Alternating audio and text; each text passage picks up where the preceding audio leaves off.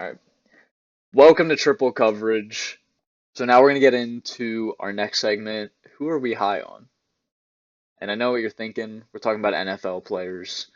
No funny business here. Now we're on to round two of players that we're really high on. Let's get it started, Sam. All right, for the next guy I'm looking at, he's someone who's pretty much off the radar right now. And the only reason I think he's going to be somewhat decent, and at least increase in value, is how I've been looking at this, is that the people above him all gone pretty much, except for one guy. But this guy I'm talking about, he's a running back out of Miami. It's Jalen Wright. And the reason I like this guy is because he came out of college as a super athletic freak. Probably one of the most explosive running backs to come out of the 2024 draft. Just a little bit of vision issue, I'm pretty sure. But Raheem Mostert, Jeff Wilson, both gone. They did sign Alexander Madison, but I think the idea is the tandem's going to be between Jalen Wright and Devon Achane. And this guy, if he gets right, if he gets his vision a little bit better, he was a rookie last year. There's an opportunity that he can take a significant role in this Miami offense because he's just exactly what Mike McDaniel loves, and that's an explosive, fast runner. I'm gonna leave it at that for the time being until you guys have something else you want to talk about. I Why think you Caleb has a dislike him, lot. I'm guessing. I think Caleb has a lot. Yeah, let's hear it. No, I just I didn't watch enough of Jalen Ryan. I mean, Devon. It was the Devon Achane show last year, right? Like that man was killing it. Once defenses started figuring out all they have to do is shut down Tyreek Hill and Jalen Waddle. That's all he did was dump it off at Devon Achane and Mr. Jonnu Smith, right? Like that's all we saw out of that offense. And it's really hard to be high on a player like that's sitting behind a talent such as an Achane, or a Kyron Williams with Lake Corum, kind of similar situations there. But I mean, he's undoubtedly a good player, right? I mean, he's on, he's an NFL caliber player, and he's fast, he's quick, he's elusive. It would be nice to see, maybe if we could get more of like a Tennessee type of situation with the Pollard and Tajay Spears, right? Does it get a little bit more out of him? See where that could potentially go. But I don't know. I mean, I personally don't really think he's somebody that I'm targeting, somebody that I want. I mean, what does he cost? Do you have an idea or no? He's actually close to a Dontavian Wicks right now. He's kind of like Okay. a third, Mid. second. Yeah, it's like, so who would Yeah. you rather have, right? Dontavian Wicks or Jalen Wright? I mean, that's hard. I mean, I'd rather have a Dontavian Wicks probably, but just because he's a wide receiver, his potential in a room that's wide open to a potential wide receiver one, even though I don't think he'll be that, but I don't know. Jalen Wright is, and like if they draft a running back decently high, I'm totally out on him. I mean, I think everybody would be pretty out on him, but I think there's some points you made that are valid, right? Like he's a great player, and he's on an offense that I think that you could see him succeed, and they could take advantage of his talents, because like you said, McDaniel, they're super into these fast, speedy players. So maybe we'll see more of him this year. Who knows? He was just a rookie last year, right? So Yeah. well, yeah, Didn't exactly. get didn't So get many opportunities, but again, that was because Raheem and Jeff were still yeah, there. and they're not there Um, anymore. Those old heads are gone, right? So it's no, and we all know what Raheem Mostert did 2 years ago, with the amount of touchdowns he had close to the goal line. There is maybe a chance something like that happens, and who knows, maybe Jalen Wright could be a touchdown merchant.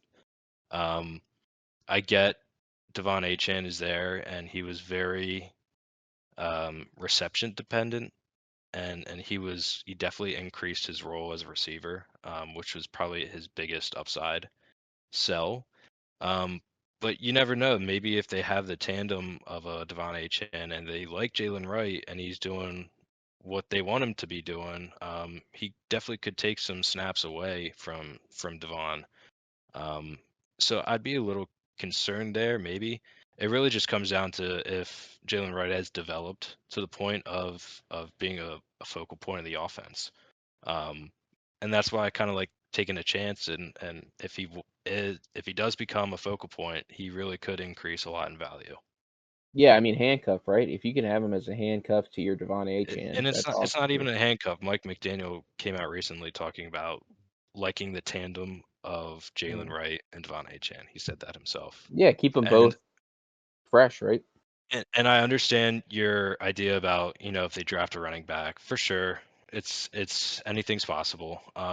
But Jalen Wright was someone they specifically targeted, which was weird. They actually gave a third round pickup this year to get a fourth round last year to pick Jalen Wright. So that he was someone they're pretty high on. Obviously because he's like that explosive runner and Yeah. um, could easily be a part of the team. So who knows? I think there's a possibility he could not have as high of a season as I'm thinking. But then again, he's definitely going to have more opportunity this year. So if he doesn't squander it, he might be a decent player. Yeah. Yeah, If it's like you look at a lot of these backs like Charbonnet and these guys, and it's like you wish they had that number one right role where they could just get But that the workload. NFL nowadays, the number one running back is becoming a thing of the past. I think it's really going to No, be like it's a just a 1A, handful of guys, 1B. right? And if you got your Yeah. Jonathan Taylors, your Saquons, right? It's like, yeah, yeah. No, I agree. I mean, yeah, I think he's got a lot of upside. So yeah, I mean, it's hard to argue that. It's just more. Hmm. I think the only thing you can really argue is situation, right? So, but yeah, if Right. that changes, who knows? I Uh, I just love his actually, price right now and hope that, that's a benefit for him. yeah, yeah, this is really the first player I think I agree with you guys on, and I would 100% disagree with Caleb picking uh, Dontavian Wicks over Jalen Wright. Uh, it is a strong running back class. Um, so if we take that out of the question, yeah, we have a number two running back in the Mike McDaniel offense. Um, Devon Achane's undersized, susceptible to injuries, didn't get injured, I believe, last year, but was the first year. And like even if Devon Achane gains weight, there's history of players who change their bodies not, you know, performing as well or struggling with injuries. So having the number like the I mean, I would agree with the fact that having the handcuff to Devon Achane is super valuable. Um, and like the Dolphins, it's just there's just kind of a problem with like the Dolphins' running attack right now, and it lies in their offensive line. So if they really attack that position in the draft, that's where Jalen Wright is going to start to, shoot up the rankings and become more valuable. Uh, but with these players, you kind of need stuff to go right in their direction. So it's hard to talk factually about them, but I 100% see the path with Jalen Wright. All right, my player is Geno Smith. Um, so again, look through all the players. I feel like I struggle to really love any player that's really good, but Geno Smith, especially in a super flex dynasty league, like I'm familiar with, and a lot of dynasty leagues are tied to, the one of the most underrated QB2s that you could have. You know, the Raiders' offensive line better than the Seattle's offensive line. I don't care what the rankings say. Watching them on tape, the Raiders' running backs last year were Zamir White, Amir Abdullah, Alexander Madison. Their quarterback was Gardner Minshew, Aiden O'Connell, and they had limited receiving options. It was, their skill position players were, underwhelming by far, and they still, stayed competitive within games. And so getting Geno Smith in there, is, you know, not only gonna make everyone else better, but his statistics are gonna be very. He's gonna be able to accumulate a lot of statistics based on their defense regressing a little bit. Yeah, they kept Matt Crosby, but Trevon Moehrig, I believe he's still a free agent. Their safety from TCU, and Antonio Pierce is out, and while Pete Carroll is a defensive-minded head coach, it's still defense is such a volatile. It's the most volatile uh, part of the NFL game, and so you never know what's going to happen year to year, and you can have a team with potentially, we'll just throw out a hypothetical, Ashton Genty as a running back, a great not only rusher but pass catcher. Brock Bowers, Jacoby Myers, they could pick someone up in the draft or online. I mean, they need to beef up their skill players, but they have a solid foundation, and adding just one to that group could it immensely enhances their offensive output, and especially an upgraded quarterback, it already makes the team better. I mean, the Raiders are like a frisky team coming into the year. No, I agree with what you're saying from an NFL perspective, but not from a fantasy perspective, because I think he's going to do well. I mean, better than the quarterback play they were dealing with last year. Oh my gosh. But, I don't, the man would have to put up crazy numbers for his value to even go up a little bit. His age is hurting him. The fact that he's been turning into more of a journeyman quarterback. Like, I just I don't think people like your value. There's more outcomes than not that his value will continue to go decline, right? And just due to that age and the fact that there's not a whole lot of assets there, it's the Raiders, right? I mean, yeah, he's gonna do better for their offense and probably keep them more in games. But I personally think his value is highest, obviously, in Superflex, so that you can get a starting quarterback in that second spot, and I think he will fit that bill if you need it, right? He's good. You can just slot him in there.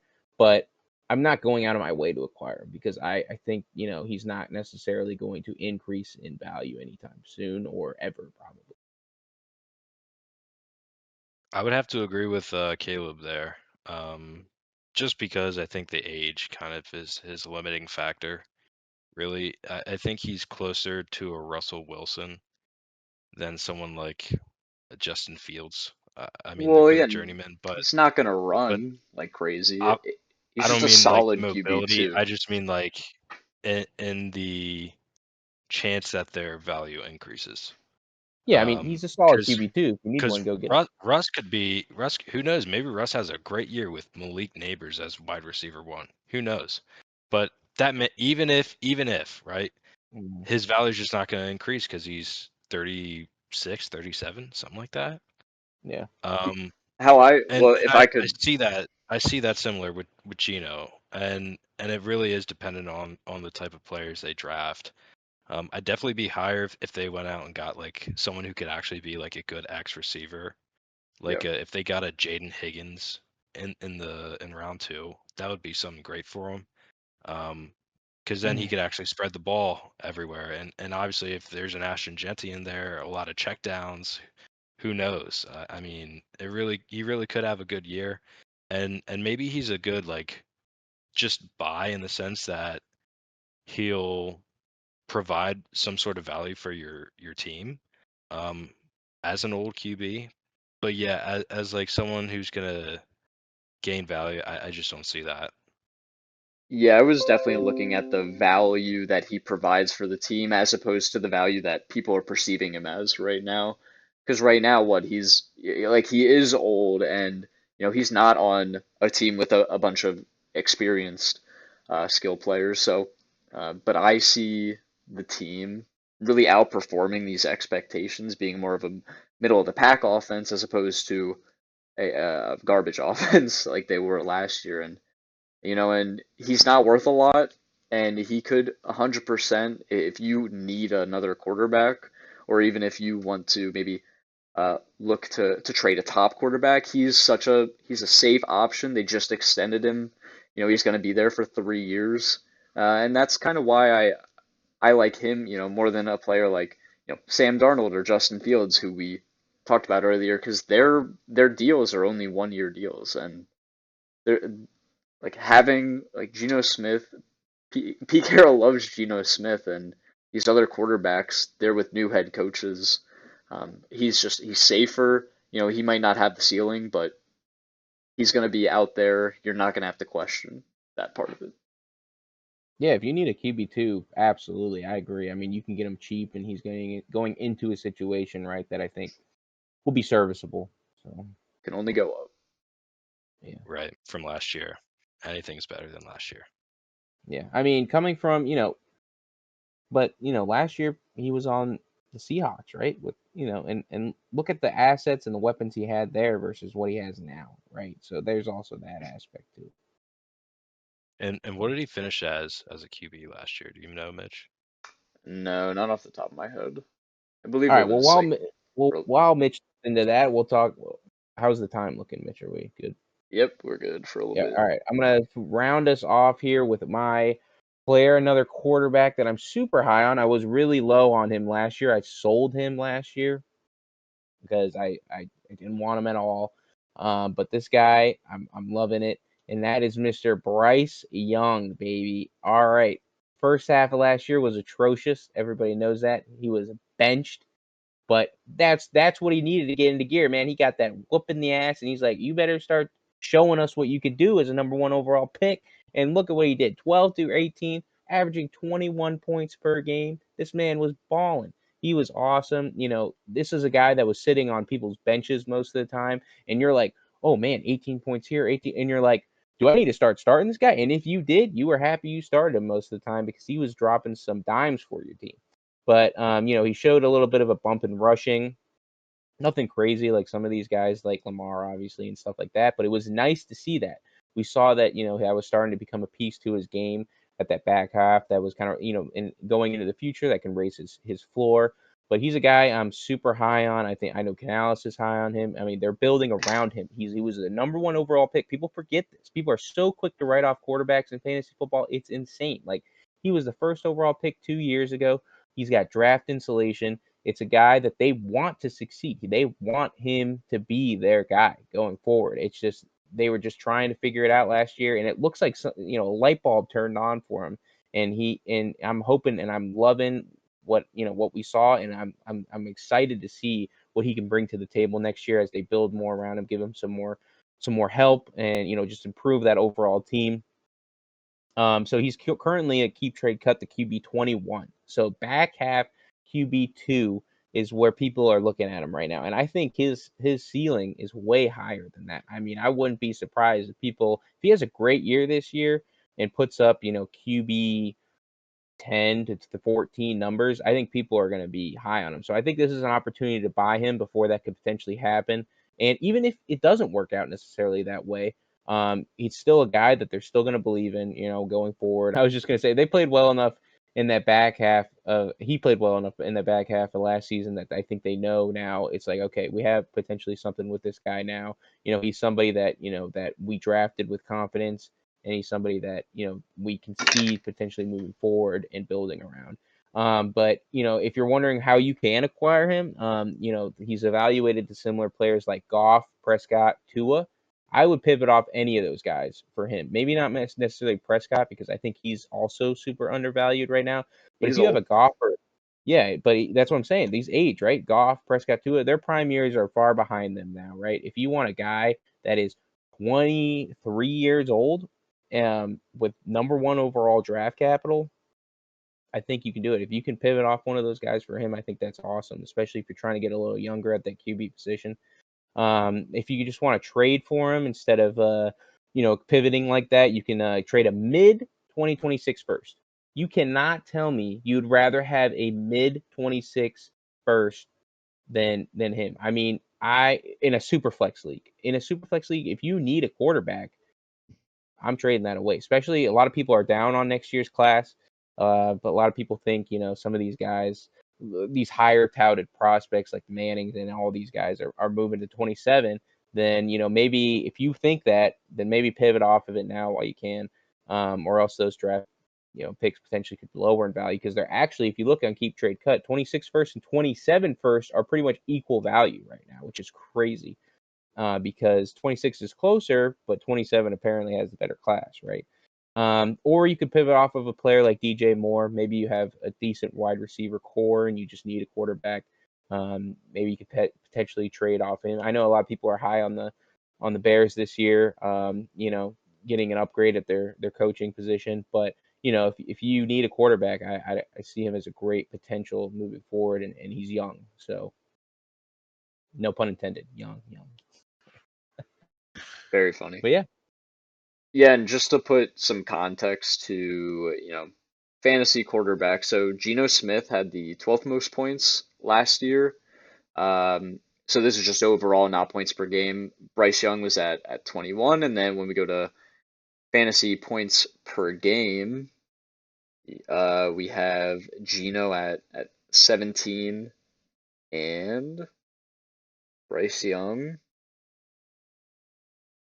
at 31. So Yeah, but that's factoring in the first half, is what I'm saying. I mean, weeks 12 through 18, that's a decent sample size from a season to show you what he could bring to the table. But yeah, if you're looking at it from a points per game perspective and this and that, like it's not going to look good. But that's why you can get him for that price. yeah, and I agree with Caleb 100%. I mean, the only issues I would have are the receivers that Bryce Young has. They're not capable of getting him to because quarterbacks like him, like Brock and Tua, they were only propelled up to the top by these amazing receiving cores. And uh, right now, Bryce Young just doesn't have that. He has the offensive line to keep him safe, but they have a bunch of running backs, which is a little weird that they're Yeah. stockpiling them. But But yeah, he also doesn't necessarily have to be a pure pocket passer. We saw a little bit of that rushing ability. He had a couple rushing touchdowns there in the back half. Like, I think, he's not like some of these other guys you see, like a Jared Goff and these guys that are not going to leave the pocket, right? They're not going to leave, and they're going to rely solely on their arm. I think he can extend plays. He's athletic, and he has the ability to potentially extend it with his legs. So, yeah. Yeah, well, I guess I'm not as high on Bryce Young as you guys. I think he's a good player, and there's some potential there for sure. Um, but I'm a little concerned with Dave Canales going there right away, and he was supposed to change the whole scheme and let Bryce Young actually be a good quarterback. I mean, we saw Dave Canales do this with Baker. Um, but he still ended up getting benched for Andy Dalton, and it was based on his decision making as a QB. Yet he was supposed to be one of the smarter QBs to come out of college. Yeah, he was a Heisman winner, but he also played at Alabama with some decent wide receivers, especially the GOAT Jameson Williams. Um, but there are some red flags for sure. Like that doesn't just I think that doesn't just happen for a reason. He for sure was not playing up to par, and yeah, it doesn't help that the Panthers don't really give him the weapons for sure. Because I mean, place Bryce Young and Caleb Williams' position now, like who knows, right? Um, and the Caleb, you brought up like the back half of his season. And there was like a lot of differences, and the rushing side is kind of weird. I mean, even that last game, week 18, he ended up scoring like 5 touchdowns. Dude, Two of which were rushing it's touchdowns, really weird. 3 throwing. He only had one rushing touchdown in the first half, and then Hmm. weeks 12 or weeks 13. I'm looking right now. Weeks 13 through 18, he was almost averaging one a game. Yeah, Crazy.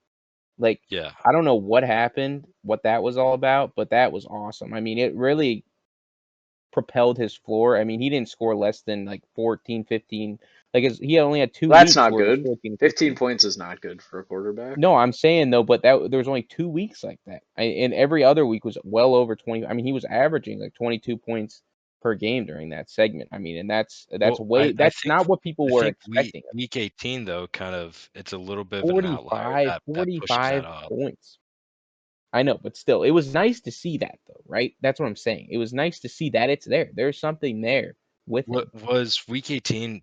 Was Atlanta playing like Yeah, were they playing their starters? I thought about that angle. Yeah, they were, because the Buccaneers game was going on at the same time, and if they would have won and the Buccaneers would have lost, they would have gotten in the playoffs. Okay.